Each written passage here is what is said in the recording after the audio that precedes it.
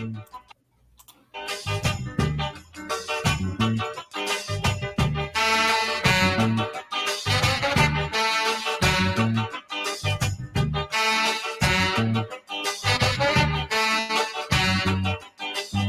warning, you better take warning. Take warning, you better do good. Let your light shine bright, let your light shine right. Respect your fellow man as you should. Take warning, you better take warning. Take warning, you better do good. Let your light shine bright, let your light shine right. Respect your fellow man as you should. The evil that men do lives after them. The evil that men do lives after them.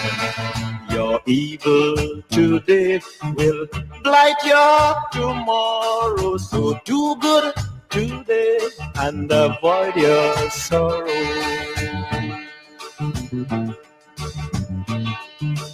Take warning, you better take warning. Take warning, you better do good. Let your light shine bright, let your light shine right. Respect your fellow man as you should. Take warning, you better take warning. Take warning, you better do good. Let your light shine bright, let your light shine right. Respect your fellow man as you should. The evil that men do lives after them. The evil that men do lives after them. Your evil today will blight your tomorrow. So do good today and avoid your sorrow. Take the message, everybody. Take warning. You better take warning. Take warning. You better do good. Let your light shine. Yes, my name is Chastity Caldata Francis Vietnam, and since 1965 I become a voter, and I always place my ex next to the cup. And what they are doing today, I can't take it. So I have no more vote to give to PPP anymore. I'm not going to vote anymore no more. If they have to lose by one vote, they're losing it by data. I have none.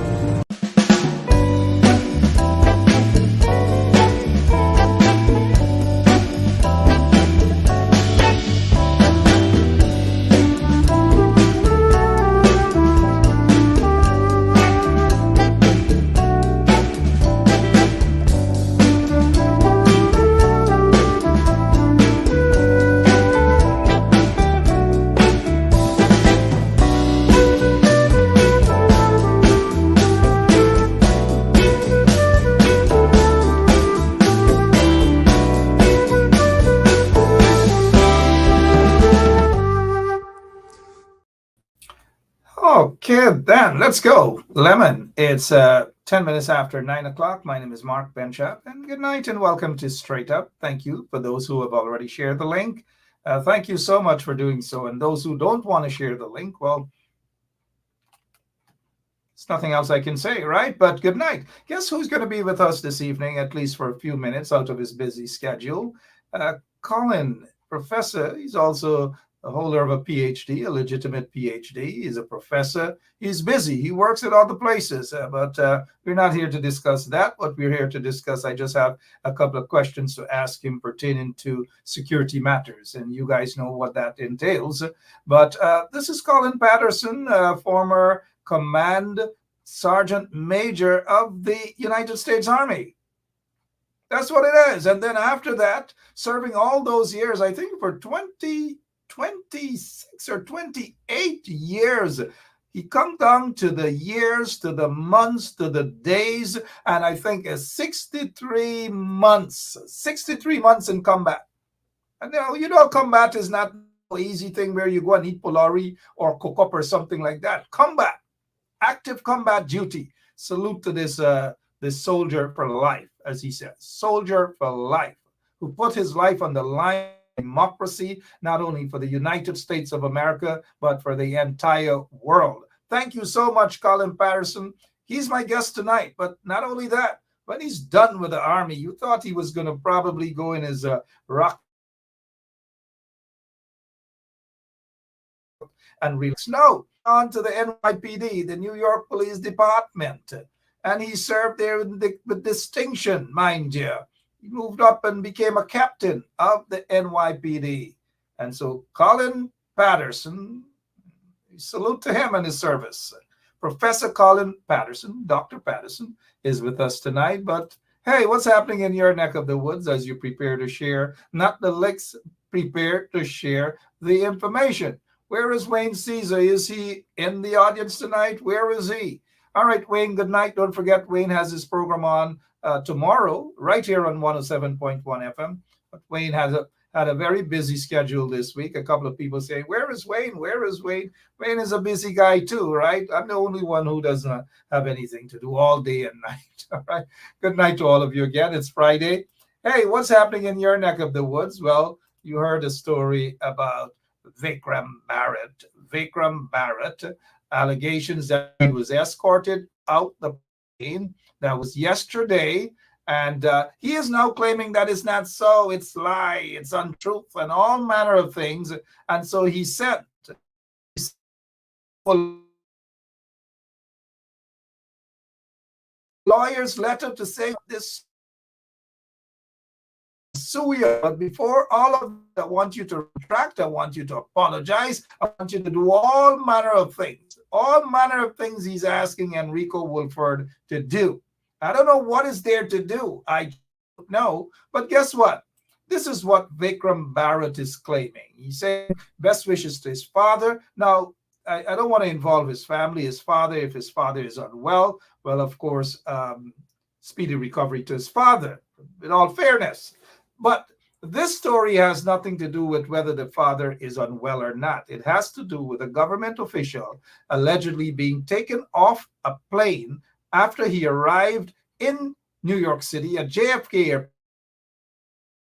escorted off the plane. Now, there are folks who are usually escorted off the plane not for any particular reason other than maybe some courtesy extended. And that is where Professor Dr. Colin Patterson is going to explain for us. Because for the most part, some of us, we were just probably the layman on these issues. Some of us, right? Yeah. And so we want to hear from an experienced person in this area. And so Colin Patterson is here for us. So now this is what Vikram Barrett, who is the Minister of Natural Resources, a powerful ministry, and a very controversial ministry as well. And so this is what's happening. He's saying best wishes to his father. Special thanks to the U.S. authorities for their kind courtesies and professionalism. What sort of courtesies? What sort of professionalism, according to Vikram Barrett? But this post has nothing to do with his father, but he just put that up there to, the whole thing, sympathy and so forth. But again, this has nothing to do. I'm not trying to be cold-blooded at all, but I wish his dad a speedy recovery. Let's get now quickly, before our guest is here. Dr. Patterson is here. This is a letter from Whitworth Chambers to Enrico Wolford, basically saying in layman's term regarding defamation of Mr. Vikram Barrett. Defamation. So this here, according to them now, is defamation. And Enrico got to be quiet and all manner of things and remove it from your Facebook page and do this and do that. They're performing now. So now let's get straight. We don't want our guests to be waiting any long. Professor Dr. Colin Patterson, good night to you, sir. How are you? I'm good. How are you doing, Mark? Can you hear me? Yeah. I'm not sure if it's. Oh yeah, there you go. Probably my end. Thank you so much, Lemon. Good night again, sir. How are you? I'm fine. How you doing, Mark? Good, thank you. Let me just again, as I said in the beginning, to salute you for your years of service, putting your life on the line for democracy, not only for me, but lots of people, not only for people in Brooklyn, not only for those who live in basements and attics and so forth, but those who live in Queens also, yes, Queens also, Staten Island, Long Island, all throughout the United States and the world. Thank you again, and we salute you for your service, sir. Um, Let me just say that Colin is Guyanese background. He's Guyanese, but he lived for umpteen years in the United States of America. He also served as a NYPD officer. He retired there as a captain. Again, thank you. But let me ask you this. What was it like 63 months of combat? What was it like? Yeah. Talk to us briefly, sir. Well, my first tour was in Desert Storm. I've been in the United States since early '80. I came to the States when I was 16 years old. So I've been here almost 44 years. And you know, combat is organized chaos. Basically, it's basically that what it is because there's no people see war movies and they think it's a line. There's no line. The battle is everywhere. There's no those days are people standing in line and skirmishing across the line from each other. That's not what happens in combat. The battlefield is asymmetric. It's everywhere. It's all around you. So you know it is what it is. Your main goal is to come back the way you got there. The same way you can't. Unfortunately, a lot of us don't come back in one piece. You know what I mean? Knock on wood. I was fortunate enough to come back to make several tours, and I'm back in one piece. So Yep, and we're glad that we're back in one piece. For those who don't remember, the Kuwait when Kuwait invaded, where was it again? One of the countries. I think it Iraq, was Iraq invaded Kuwait in Iraq 1990. Yeah, invaded Kuwait. Yep, yeah. and So that's I how was I the was there in 1990 to 91. Yeah. Yep, and that's how Desert Storm actually started the war and so Yes. forth. Again, thank you so much. That was when George W. Bush Sr. He was president of the United States, and then the invasion and so forth and so on. And you were there, one of those brave guys out there fighting for the United States of America and fighting for democracy. Again, thank you so much. But what was it like? What were those years like as a member of the NYPD? You retired as a captain. Talk to us a little bit first before we get into the main topic. Uh, you know, um, I must say, persons like myself who joined the NYPD during the time when the department needed a lot of minorities. We paved the way for a lot of people who are there now because I never forgot. Members of the Caribbean community in the NYPD was very few and far between. It was could be a handful. Today, they're the Caribbean organized. There's several Caribbean fraternal organizations within the NYPD that didn't exist when I first joined the NYPD. There's the Guyanese American Law Enforcement Association. There's the Haitians. So there are so many Caribbean people in the NYPD today that they have enough people to make their own fraternal organization. So it's changed. And the person who brought about most of that change was David Dinkins. He started the Safe Street, um, Safe City program that hired a lot of people from within the city because majority of the former in the past most NYPD officers came from either the counties outside of the five boroughs, and today it's about 50-50. The number of people from the city and outside the city is almost equal. Back in those days, it was like a 75%, 25% um, problem. That's why we had so many issues with members in the community and the police department. And that's changed to hiring more people from within the city. It caused more people who belong to the community felt more, in tune with the people because the officers lived amongst them. So, and it created a better relationship and improved community relationship between the NYPD and the city. Every now and then you have a few knuckleheads doing dumb stuff, but overall, it's come a long way than it was in the early '80s. Thank you again so much for your service, even as an officer in the NYPD. Thank you so much. Those were the days indeed, and I'm glad that you were able to contribute. We're seeing Caribbean law enforcement officers their groups, their association. We're seeing, as you mentioned, the Haitian, the Guyanese also have Guyanese law enforcement Yes, I remember that. officers. Yeah, I remember that. Yes. Yeah, well, thank you so much for you guys who have paved the way for all these things to happen. We're not here to discuss any other thing. Whichever other agency you're part of now, it's none of our business. And we just want to salute you as a Guyanese American, for your service, not only again in the U.S. military, but also NYPD. And you continue to make our community, the Guyanese community, the Caribbean community, very, very proud of all of your years of contributions. Let's get into a particular question I want to ask you, sir. This is the burning issue right now as it pertains to a minister of the government of Guyana allegedly being detained. The minister said that he wasn't detained. He said he was treated courteously.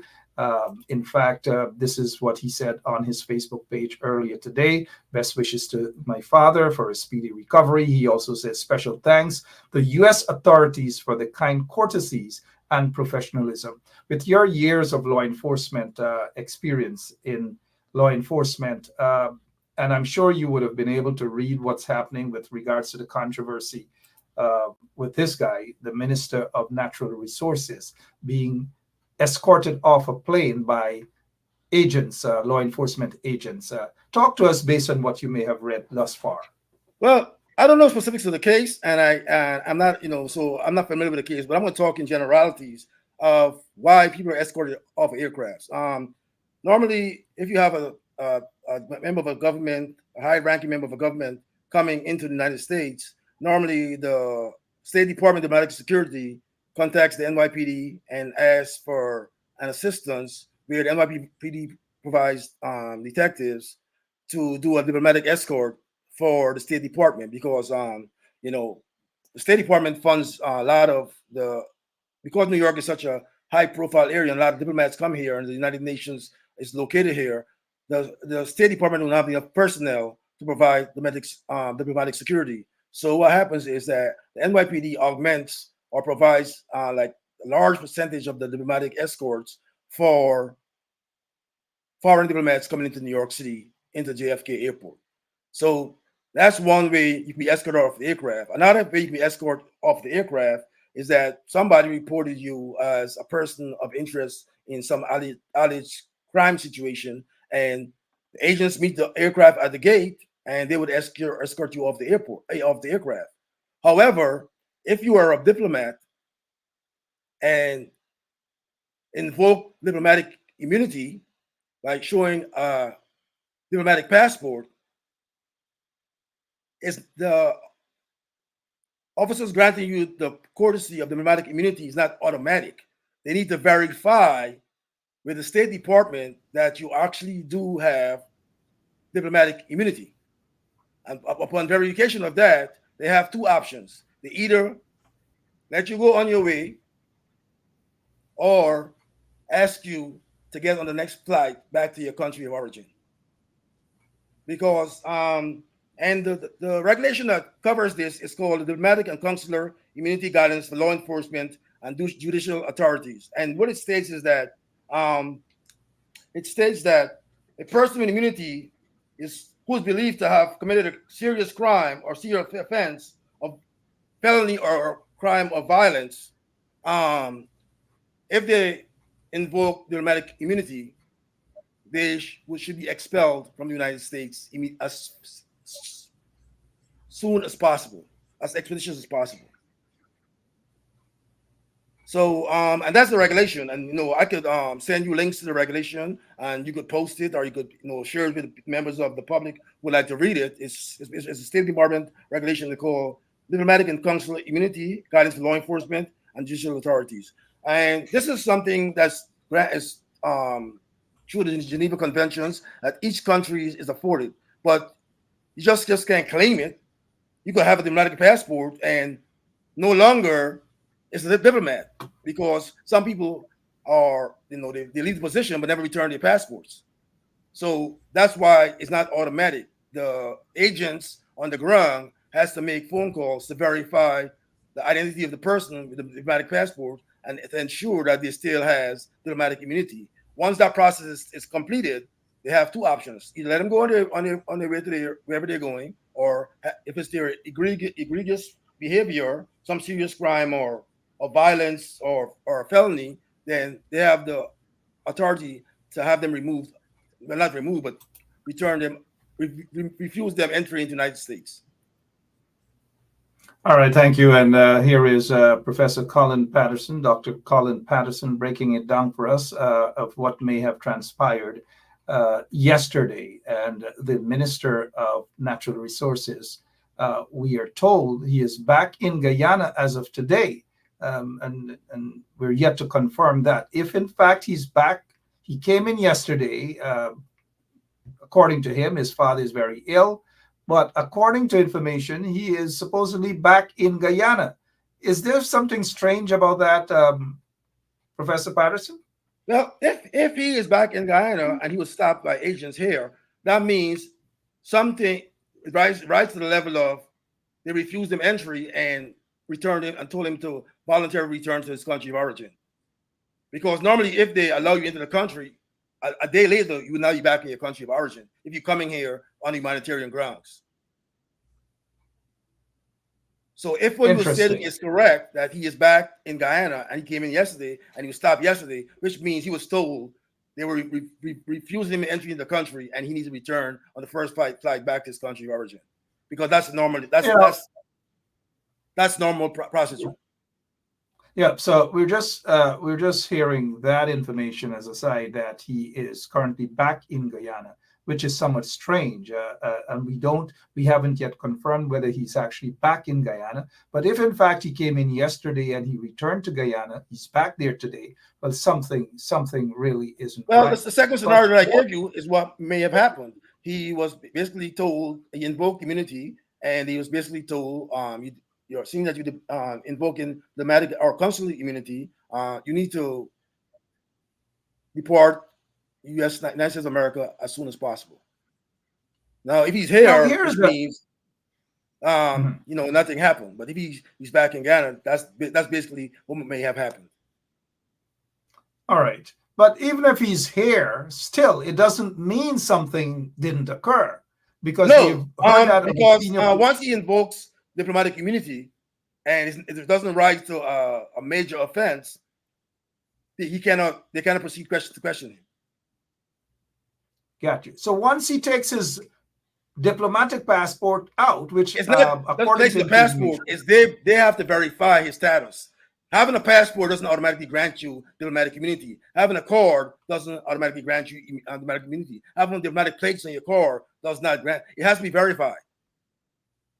Because a lot of people leave the foreign service for their country, but still have the passport in their possession, or they still have the plates on their car and it was removed, or have the card. So the process is the law enforcement officers or the judicial officers need to verify through the State Department that this person does have diplomatic status, and then based on the confirmation of that is a determination of how they should proceed. And basically, either let him go on his way, or if it's something very egregious where they don't want him entering the country because it's a national security or public safety issue, then he needs to be on the first plane back to his country of origin. All right, we're still not sure whether he's, and it's still unconfirmed. We have some folks working on that, but we were told that he is back in Guyana. Now, let's touch on this part of the statement that Vikram Bharat made on social media. He's just basically thanking U.S. authorities for the kind courtesies and professionalism. You, as a former law enforcement officer, probably still, who knows? What's your take on that particular statement? Special thanks. Well, sometimes for foreign dignitaries, if they have a family member who's living here and the person is in dire, significantly ill and maybe on their last, few hours to live, they would expedite the processing of the person coming in through a courtesy to get him on the way, and even provide a police escort to the hospital or something, or the residence or wherever this person is dying at. So, unless I get the full and And to verify this, normally that would be coordinated through the State Department of Diplomatic Security and the NYPD, and then the NYPD will provide the in coordination with the state, the Homeland Security Investigations and Customs Border Protection and Port Authority Police. They will coordinate the escort from the airport to the five boroughs of New York City. Absolutely. Thank you so much again, Dr. Professor Colin Patterson, breaking it down for us. All of you in the audience, please share the link. We're not done yet, but and mind you, what we're seeing here is trying to fix this puzzle, put the puzzle together. The minister has since he has denied the allegations. He's not denying that he wasn't escorted off the plane. But what he's saying is that it's a courtesy and professionalism on the part of the officers. Now, we were, I believe, somewhere in the PPP, pro-PPP media, the minister was quoted, I hope I'm correct on this, that, and based on what they said, is that while walking with these officers, he was discussing with them developments on Guyana, development and how wonderful Guyana is and so forth and so on. Is that a bit strange? Well, normally I will tell you, as a as a person formerly did escorts for diplomats and high stakes, such for example, the former Barbadian Prime Minister, King of Saudi Arabia, that I did escorts with. They normally chit chat with, telling you about their country, asking if you've being there, etc., etc.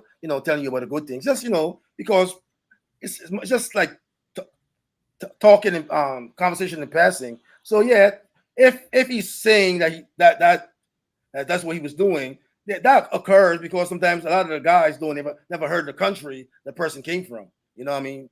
There's a person ever dealing with somebody from that country as a diplomat or something, because some of these countries, they're, you never heard of these countries. Some of these guys are, they haven't even traveled outside the United States working in law enforcement, in local law enforcement. So yes, that might be that right there is possible. But unless we have a witness or somebody who was there, all we're doing right now is doing hypotheticals. That's all I can say. I know of some folks who were afforded a sort of courtesy where an officer from the Border Patrol enters the plane. Well, stand up outside of the plane, make the request. Of course, it would have been done beforehand.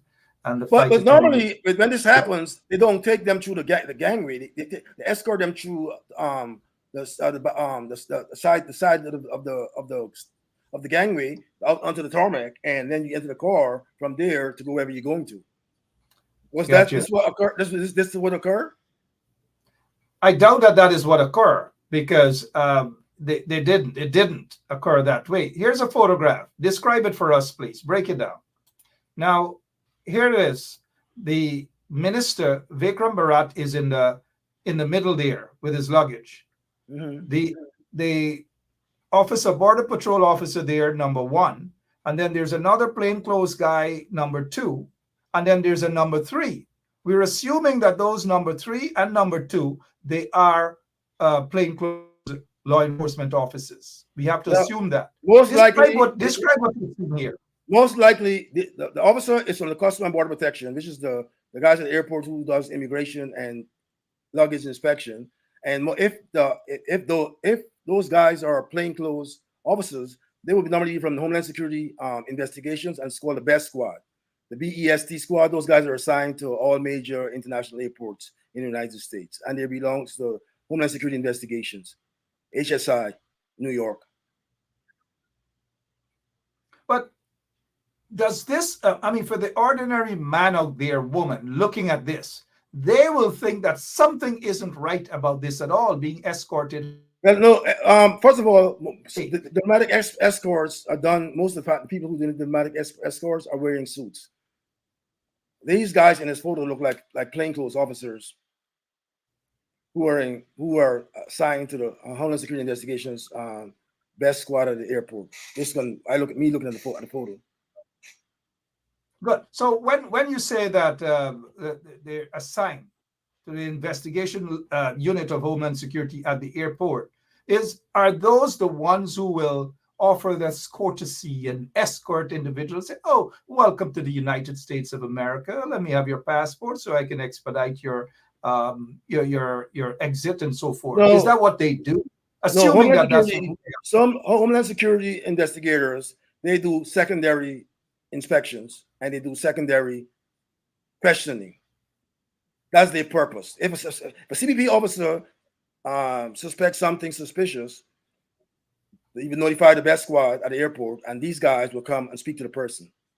These guys are what we call GS 1811's special agents. In the United States government, all special agents, the job code is GS 1811, and these Homeland Security investigations. They're the investigative arm of the Department of Homeland Security, and they're from the New York field office, Best Squad, which is stationed at JFK Airport. So certainly they're not there to say thank you and welcome for coming to America. Well, nah, based on how they dress, I don't think so. Interesting. And at some point in normally, time, your courtesy escort is normally some guy wearing a suit and tie and dressed in business attire. Because when we did what's your escorts for foreign diplomats, that's how we had to dress like that because we represented the United States of America. And that's the first impression you give to them when the person steps off the plane, professional look. So yeah, that looks like the best squad to me, based on my knowledge. We're assuming that it was just two, and we're assuming that those were the officers who escorted him. Obviously, we can just tell from what the picture says here. He himself, Vikram Bharat, has confirmed that he was escorted out, but he's claiming it was basically a courtesy or courtesies. Now, we're not surprised that the officer with the uniform is right at the back of them there, though, right? It's nothing unusual with that. That border. No, it's not. That's not unusual. That's not. Because normally, so if the officer is the one who got him off the plane, it's because normally when they come to the aircraft, it's normally a uniformed person. So the person's authority can't confuse. Is that this person is not official? The person in the uniform, person's official. So the first person that gets to the plane is the person in the uniform, and they ask for person by name, and then they escort you down the gangway. But normally they take them up to the side of the air bridge down to under the tarmac, and get into the car and escort them out of the airport with police escort. And these officers look like they belong to the Border Enforcement Security Task Force, which is called the Best Squad, and they're stationed out of their primary mission is to combat transnational crime. And the Best Squad, I think, is part of the unit that also investigated the gold smuggling that got those Mohammed people got caught up in. Because I can tell you, based on my knowledge of that investigation, a lot of people were showing up from Guyana, from in Miami and here, with lots of jewelry, and they were claiming they bought it as scrap jewelry and bringing it to sell. But the problem is, they were declaring it here, but had no export license from the government of Guyana, and that's what raised the red flags on several aircraft, several times, every day. People were coming in, bringing in jewelry that they said was bringing. They bought a scrap jewelry with scrap jewelry dealers, and they were bringing it here to sell, and that's what launched the investigation. Here's another question here, and I notice lots of folks in the audience are agreeing. They're pleased with what they're hearing tonight, and thank you, guys. I notice Dexter Hillman, good night. He's saying, Colin, just hit the point. Fellow military officer is agreeing with you, along with scores of other people. But in terms of this here, the minister's explanation, I'm not putting you here in a spot to say that you don't believe him, but do you think what the minister is saying, is it adding up, his explanation? Well, listen, somewhere in there is some truth, and somewhere in there is some untruth. I mean, because if they let him go, both things could be true. Both things could be true. He was stopped, he was questioned, and they found nothing, and they let him go. The other thing could be they stopped him, they questioned him, They told him to go visit your father, but if he's back in Guyana, you got 24 hours to get out of the country because he invoked the diplomatic immunity. Because the diplomatic immunity, if it's something for a serious crime, they're trying to investigate, and you invoke that, they could expel you immediately. The diplomatic and consular immunity guidance for law enforcement and judicial authorities, the handbook says that. You know what I mean? But even as a low level government official who's running a ministry, a controversial ministry, wouldn't have so many officers escorting him as a matter of courtesy, right? Well, it's just normally if it's a escort, it's two people in the car, because no one No, person. this obviously, Mr. Patterson, is not a car. This obviously is not a no. I'm saying situation if he's saying claiming they walking him to the car, two people is not over a large number, because that's normal. Two people in a car. Yeah, but this this third obviously, guy, I don't know. If he's this what's his obviously function? is not walking. They're not walking him to a car. They're escorting him from the plane. They didn't take him off the plane from the tarmac to a car or whatever. This is straight through airport, going through security. So maybe they was going to some place to ask him additional questions, secondary screening. I don't know. Maybe that's a possibility. You know what I mean? And once he got the secondary screening and he showed them his documentation, then they stopped the whole process. Because once the person invokes diplomatic immunity, all the questioning has to be stopped. No questions has to be answered. Once they say they're a diplomat and they show the passport, now it's the job of the law enforcement officer to verify that. And once it's verified, you go from guidance from your higher. You either tell them, listen, this guy needs to leave on the next plane out, or he could stay and visit his father on humanitarian grounds. And then once he finishes his humanitarian visit, he needs to leave. You know what I mean? Because though people are, because it's just if it's a crime alleged, it's just allegation. So, and if he invokes diplomatic immunity, it's up to the officer, the officer, law enforcement officers, it's up to their discretion to say what course of action they will take. You know what I mean?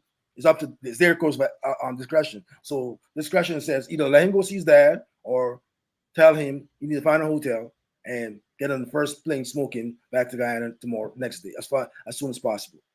And if they had a plane going on that same night, you'd be in the same plane going back. Yeah, so he needs to tell the public whether he invoked diplomatic immunity. But most likely he did. Diplomatic passport. Most likely he did. I'm gonna tell you right now. Most likely he did, because nobody who's being no sane person who's allegation against and under cover of diplomatic immunity will speak to any law enforcement person. They will automatically invoke that immediately, right away. Especially if it's a serious crime being investigated. Like some person was asking me tonight about the lady, the permanent secretary, when she came through here and she got stopped. And I told him I doubt she was traveling on a diplomatic passport. Because if she was traveling on a diplomatic passport, they would not have taken her phones or anything from her. Gotcha. I think the permanent secretary or whatever who came through here a few months ago and she got stopped. Someone asked me about her, and I said I will tell you the truth. I don't think she was on a diplomatic passport, because if she was, she would not have been stopped. Her phone would not be taken. They would have just told her, listen, you can't transit here. You need to leave. You need to stay in the if you just transferring to a different plane, you need to stay in the holding area. You can't come out of the airport. So, and if in fact she was carrying a diplomatic passport, I am sure the installed regime in Guyana would have made an issue about that. The fact of that course, yes. Yeah. Yes. So I don't think she was traveling on a diplomatic passport. I'm 99% certain that she was not, because from what I'm hearing, that her phones were taken and stuff like that. If she had a diplomatic passport, it would never happen. So this guy obviously has a diplomatic passport. He invoked that, and maybe that's why there was no further questioning. And he has to come publicly and say, one, whether he invoked his diplomatic immunity, and all questioning ceased. And let me tell you the reason why these passports have to be verified. I don't remember if you guys remember years ago, Rashi Jackson had a son, a Rasta son. His name was Martin. I think He had got into trouble here, and he showed him the diplomatic passport. And when they let him go, and when they tried to verify the passport, he, his father, it was still valid, but he was never, his father was no longer a diplomat, but he still had a passport. And that's one of the reasons why they need to verify this person's status before, once, if I tell you I'm a diplomat, you just can't automatically take it at face value. You got to verify that I am afforded these protections. And that's why I'm sure these guys were taking him down to some location to verify that. All right, and this is what the minister needs to say publicly, whether he was questioned, not for any lengthy period of time, but Well, during once they try to question him and he says, "I'm the a year. minister of government and here's my passport," the question Yeah, ceases, and he yeah. just goes to they just go to a location where he can call the State Department to verify that this person is afforded diplomatic immunity protection. And once that they make Well, that phone call, that's the end of the. Like I said, the party's over. I was telling you that. It's like when you make an arrest and the and handcuffs go on, the party is over. You put up your hands on that that person is after the what handcuffs are on, you're playing with fire. So once they get that verification that he's a diplomat, the party is over. and that is what the Minister of Natural Resources, Vikram Bharat, has to say to the public, whether he invoked diplomatic immunity by nature of showing his passport and they later verify that. That is what he needs to say to the public. Whether they attempted to interview him, one, and during that process, he invoked diplomatic immunity. He needs to answer those questions. Are you surprised, though, that he has hopped to the defense of threatening to sue journalist Enrico Wolford? Are you surprised? Well, I don't know these people because I'm not very attuned to Guyana politics. But what I could tell you is that most if you got nothing to hide, come clean. You know what I mean? Why threaten lawsuits? Tell the facts. And then, if your facts dispute his facts, or you providing facts that dispute his facts, then no need to sue. You can ask for an apology. Why why type the courts with the privilege with the city lawsuits because somebody got some published wrong information. It's your right to do that, but if you are above board and bigger than think that okay, this guy made an error, you can ask for a public apology. Me personally, that's what I would do. Well, that's what he's looking. He's asking for a retraction and all manner of things, as we see here. Well, you Wolford, could do you could call the guy on the phone. I'm sure he has access to the guy's phone number and call the guy on the phone. So listen, man, what you said is not right, and that happens all the time. And I want to correct the record. This is what happened. You know what I mean? Because we talk to as a law enforcement officer, you talk to journalists all the time. And they get stories wrong, and you got to correct them. You know what I mean? You tell them, listen, what you're saying is wrong. I think I'm going to sue somebody because they wrote something wrong about you in the newspaper. You know what I'm saying? well, If you're money hungry, yes. But if you upstanding citizen and you doing pretty well, a public apology is good enough. now let me ask you this as we look at the time, and this invitation was last minute, but as often, you're always willing and ready to impart your knowledge of law enforcement work for us, and we thank you so much, though. But let us talk about law enforcement work again. The Guyana Police Force, lots and lots of controversy. Yep, yep. Go ahead. Listen, man. I see Allegation. my friend, my personal friend, was just down there. She wrote a memorandum of understanding with them. So hopefully, she'll be able to help them. The deputy commissioner, the first deputy commissioner, she's a personal friend of mine. I knew her as a rookie police Sally? officer. Myself and her husband attended the police academy in the same class, and we worked. She was my domestic violence officer when I was in the detective bureau. She was the person who was the domestic violence officer, and she's a very bright person. And I saw she was recently in Guyana, so hopefully, her going there and signing a memorandum of understanding with them, they will seek help from her. You know what I mean? Because I could never forget, the last administration I offered my help. Back then I was not working, I was retired, just teaching, and I had lots of time on my hands. So I said, listen, you guys need help. I even wrote several proposals, papers, and I even wrote the current chancellor, vice chancellor, the female at the university, telling her, I'm willing to write programs, curriculum for to professionalize the police department because they need to be professionalized from a force because police force is antithetical to police work. It's police service or police department because it's a service. We serve and protect. Force is more like military. You know what I mean? They're not a military force. You know what I mean? And the attitude towards the public is totally wrong.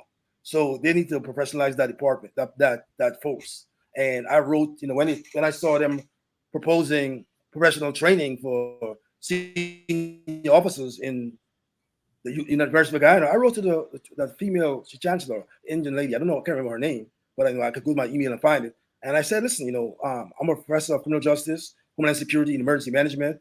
I am a homicide investigator, uh, sex crimes investigator, auto crime investigator. I said, I've done it all. And, if you guys need help writing curriculum for the Guyana Police Force, I'm available. And I says, listen, you don't have to pay me. Okay. And I'm giving back, you know what I mean? Because the education I got in Guyana from St. Joseph High School is what prepared me for a successful, career here in the States. You know what I mean? The foundation, because I left there after I completed high school and I came and, I had to go to high school here for 1 year because when I got here I was 16 years old. And that's what prepared me. And that's what, all these degrees I have, is what that foundation I got back then I was the second group of boys to go to St. Joseph in 76 when we became co-ed. So, and back those days, schools were good. So I said, listen, I want to get back, you know what I mean? Because all the stuff I've attained in the United States is because of the foundation I received there. I said, listen, if I bring a group of guys down there to help you, I don't need you to pay me. You pay the guys. Because I had a team assembled, former NYPD officers and former federal and stuff like that, willing to go, and I was talking to the former attorney general and the former, they interviewed me, the former GECOM, current GECOM, what's her name? The former judge, the female Indian lady. She interviewed me. I think Professor Pavel, I think is his name. Former judge. Oh, a judge? Yeah, former judge. I forgot. I have. Anyhow, they interviewed me, asking me to come, and they said they were impressed with my resume and they wanted me to come. And I said, listen, you guys want me to come? I'll be here next week. But somebody said, nah, we don't need that guy. So, listen. Somebody said that indeed. I know some of the names, and now they blew it because I was not active in law enforcement for 8 years, but 2 years ago I went back to work for the federal government. So now I'm not available anymore. From 2014 when I retired from NYPD, I was available up until 2 years ago when I went back to work for the Department of Homeland Security. You know what I mean? So, and it was sad is that your country, my bird. You're back in active duty. They don't want me, but the United States federal government recognized me as a subject matter expert and says, listen, we want you to come work for us, even though you were retired. Yep. And I'm glad that you're there wherever you are, doing your thing. But how does it look, though, as a former captain of the NYPD, that serious, very senior police officers? Listen, in the Guyana Police Force. How does let that me tell you something? feel? Okay. It's when you have corruption at the top, you cannot change the corruption in the culture. Because if the young officers at the bottoms who are earning small amount of monies see the guys at the top who are earning substantial salaries being corrupt, they're gonna follow suit. Because what this guy up here, he's making a substantial salary and he's still taking bribes, and I'm struggling because the money I'm making is small. Of course, I'm going to be corrupt. That's why it's the culture. So the snake, if the head from the head of the snake all the way down is rotten, the whole system is rotten. Let me tell you something. I proposed to them. I said, listen, you guys always complain you have a shortage of police officers. Here's my recommendation. Simple recommendation. All those police officers you got in band, in passport offices, allow those positions to be civilized and put those officers in the street to enforce the law. It says, this is a developing country, and you want people to come and invest money in this country, you have to have control of the crime problem. Because you inviting people to return to the country, but then when they come, people breaking into their houses and killing them and robbing them. Nobody can want to come back to that kind of atmosphere. So if you want people to come, we redeploy a lot of those police officers in bands. I told them, I said, listen, NYPD, our band members, they're regular police officers. They perform patrol functions every day. A few days before they have to perform, they come off the street and they go practice, and then they march on the street, parade, or the steel band, or whatever band, the bagpipes. That's what they do. After that event is over, the next day, they're back on patrol, or they're back being a detective. Instead of having all these people assigned to bands and permanently and not doing police work. If you got a shortage of police and the crime it's embarrassing that a crime occur and the person go to the police station and tell them, well, we don't have a car, you got to come back tomorrow. Is that real? That's a joke. You know what I'm saying? So first of all, I always say this: when you put square pegs in round holes, what kind of result do you expect to get? And that's the problem. The police department is not professionalizing. It needs to be professionalized, and but in order to do so, they need to put in some. You just don't promote people. You need to have a better system of promotion, of selection, and and in order to get rid of cronyism and take the politics of the policing, because policing is supposed to be apolitical. The president or the prime minister should not be able to dictate to the police department who to arrest or who not to arrest, or you can't do that. And that's why corruption, because the politicians have control over the policing apparatus, that's why there's so much corruption. Because this is Minister Patterson here. You have my brother under arrest. Could you let him go? You know what I'm saying? But that's what happens. What if that happens? I know Mayor Adams, his brother, who is a former NYPD officer, he put him there on his security detail, and the people say no conflict of interest. You got to remove a dollar salary, even if you give him a dollar salary, it's still conflict of interest. What if a crime is committed by just a scenario here by the mayor of New York, his relative, and the mayor picks up the phone to call the commissioner of police to say that is my relative, release him? What would happen? You can't do it. That's not happening. That's not going to happen. You know what I mean? They're giving professional courtesy and expedite the process through the system to get them to the court and walk them through the process. But release them? Hell no. Hell, that's not happening. You know what I'm saying? Guyana, as we arrest police officers every day in the city of New York for driving while intoxicated, for beating up their wives. We arrest our own people every day. So if we're not letting our own people go, we're not letting no mayor or sister or brother or uncle, cousin go. We arrest our fellow cops because for example, you run into somebody who rank you who's DWI, you call for a supervisor above that person's rank, and they go into jail in handcuffs, and then they go to the rubber gun squad where they take the gun and shoot is taken and they sit behind the desk until the case is adjudicated, and most likely they'll be suspended for 30 days immediately on the spot. Phone calls. Yeah, phone calls expedite the process, but phone calls not getting you released. If it's not a serious crime, you might end up with a desk. A phone call could get you a desk appearance ticket, which is you go to the precinct, they run all your background checks, they do your fingerprints, and then they give you a future date to come to court instead of taking you to court the same night. But that's the most the phone call gets you. Unless you're a diplomat, you get released automatically. But well said, sir. Well said. Probably had a busy day on the job, but let me ask you this final question before we go this evening. But before I do, let me just say condolences to that young man out in Linden and his grandson who died today as a result of that horrible accident on the Linden-Soestdijk Highway.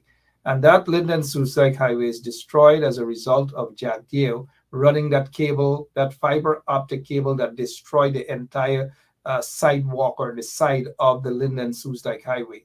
Now, I'm not saying that's the cause of tonight's accident, but that is the cause of a lot of accidents as a result of the negligence of Barry Jack Dale and that fiber optic cable that wasted. Wasn't that the former prime minister or president's son who was doing that fiber? Yeah, that was Donald Ramatar's son, who was the project manager. Yeah, I thought Alexei, so. yeah, yeah. And so hundreds of millions of dollars wasted. But But the that's what young man, happens. Square pegs in wrong holes. What do you expect? yeah, corruption, corruption, corruption. And condolences all are out in Linden and his grandson, who passed away today. And You speedy know what's recovery funny? to the others who were injured. You know what's Yeah, funny, go Mark? ahead. I lived on that highway when it was being built. We lived in Madvini. My grandmother had a 500-acre farm at Madvini, and my aunt's husband was the dragline operator who built that highway. He worked for Tulsi Prasad and Company, and we used to live in RY, and then we moved from RY to Madvini, to the Pearl Village as they started building the highway, and then as the highway progressed, we moved to Madvini. So Oh, and the highway used to be one of the best roads. And as a child growing up in Ghana, see that creek where Splashman's is, that bridge. We yeah. used to jump as kids into that creek. We live right there. We live right there, in Madvini, and we used to jump over that bridge. And to hear that the So highway is messed up is unbelievable.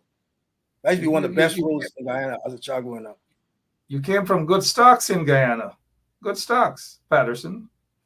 Well, the Patterson family is one of the largest families in Guyana, so you know, Yeah. a lot of people, I, lots of people. I don't know. I don't know any Pattersons at all, but I it's thought you okay. were a Patterson son.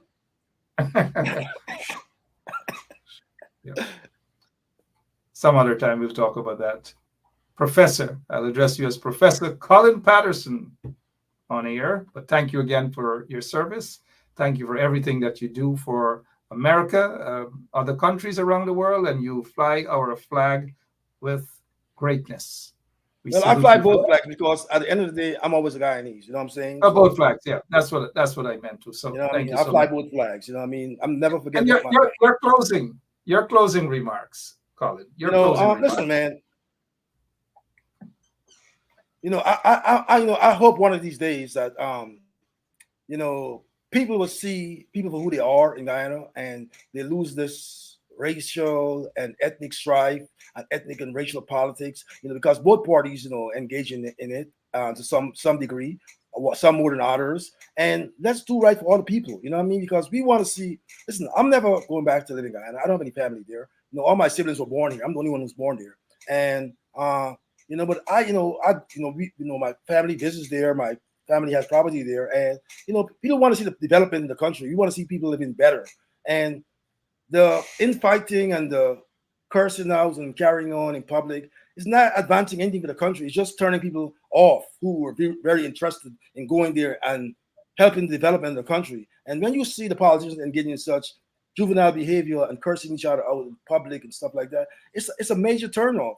You know what I'm saying? It's a major turnoff.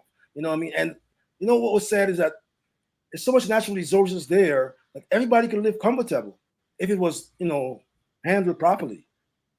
And it's sad that, with all the natural resources, people are still living in abject, poverty for such a small population.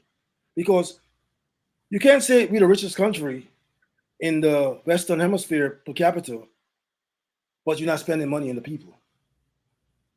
You know what I mean? Because if it's with such a small population, it should be not a problem taking care of the people.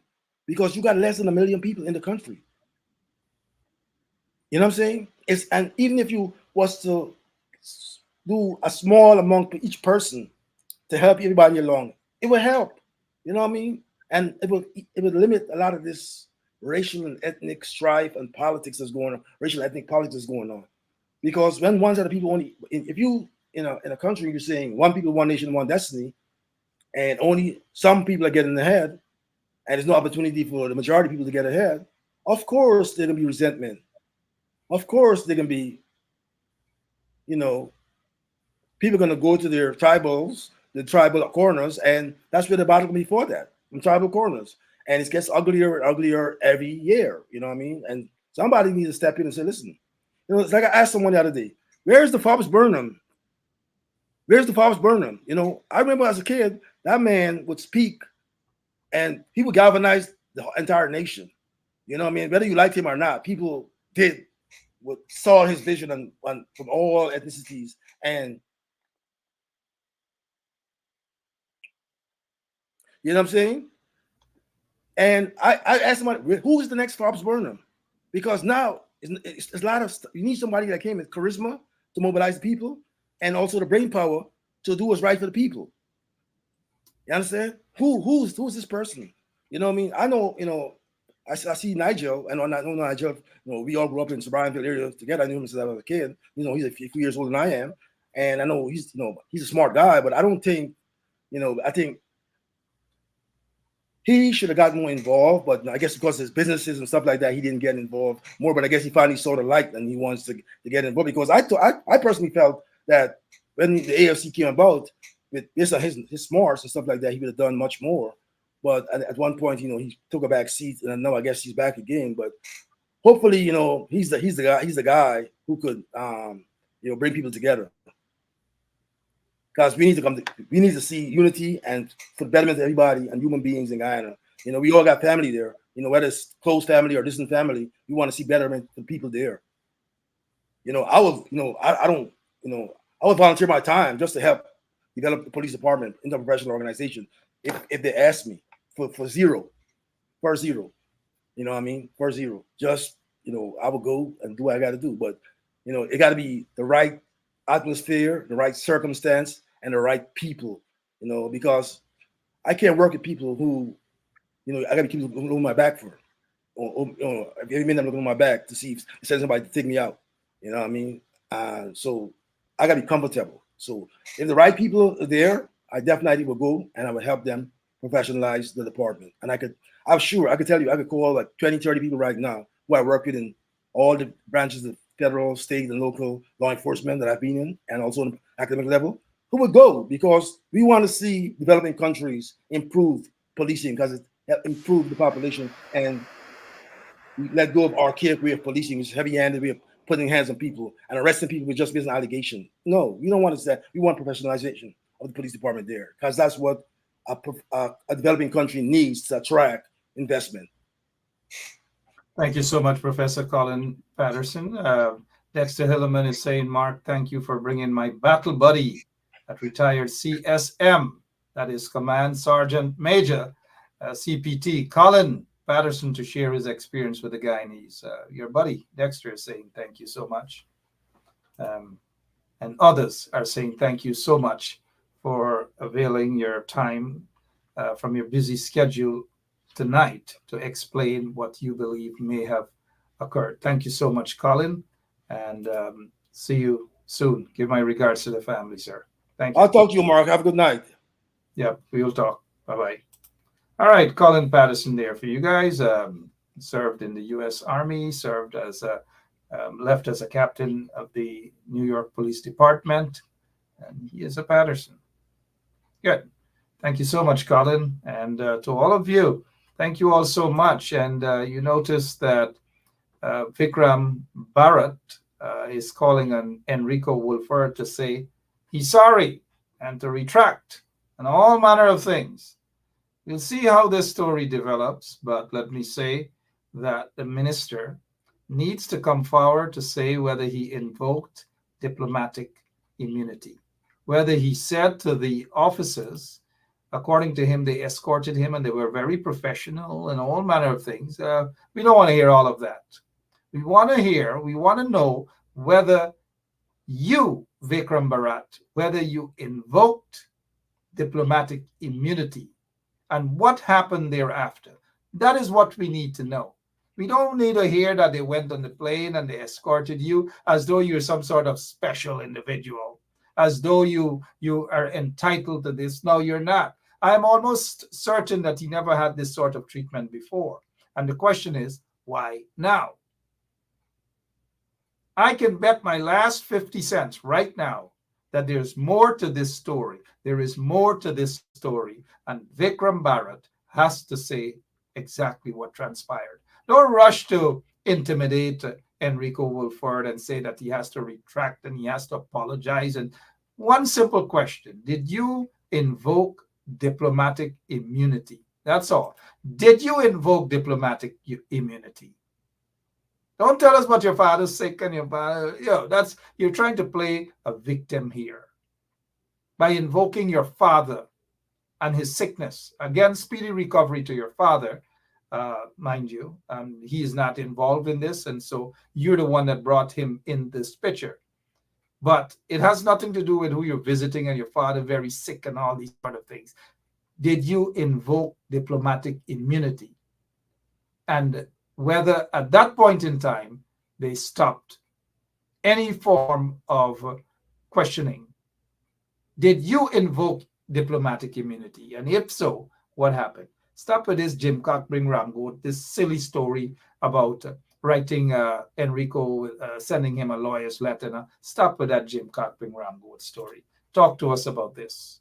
Is this an escort where you were talking about development in Guyana? Corruption, sanction, gold smuggling, a ministry that you were the head of, and biggest gold smuggling happened in that country, and you're talking to them about development. Senior officers are corrupt or under investigations. Ministers are under investigations by law enforcement agencies, and you're talking about Guyana good and how Guyana is being developed. Give me a goddamn break.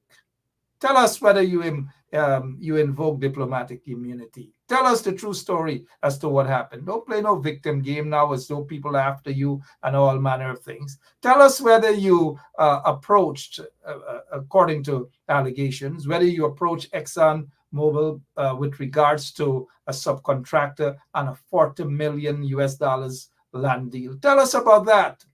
Talk to us about the fact that you're revoking, your ministry is revoking licenses mainly from African Guyanese who have gold mining concessions and all. Talk to us about that. Don't tell us Jim Cockbring Ramgoat, but they escorted you, and special thanks to the U.S. authorities for their kind courtesies and professionalism. And notice on top he put about his father, right? And his father. And then at the bottom, you know the game he's playing there, right? He's playing a game. Don't fall for him and his BS. He's playing a game there, a mind game. Tell us the truth. That's all. I'm out of here. God bless you. See you all tomorrow. Well, in fact, Wayne Caesar is going to be on. And over to you from 7 o'clock tomorrow. Bye-bye. You now, if you are all PMC members, you would know our motto is perform now, comrades, not yesterday or tomorrow. I'd like you to get together. You must have architects, etc. Work out in conjunction with the Ministry of Education what type of auditorium you'd like to see standing here. Let us get our quantities.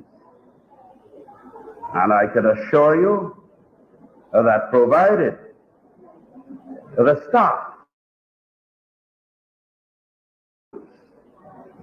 the Parent Teachers Association, and the people of New Amsterdam are prepared to put in their bit, government will do its bit and more than its bit.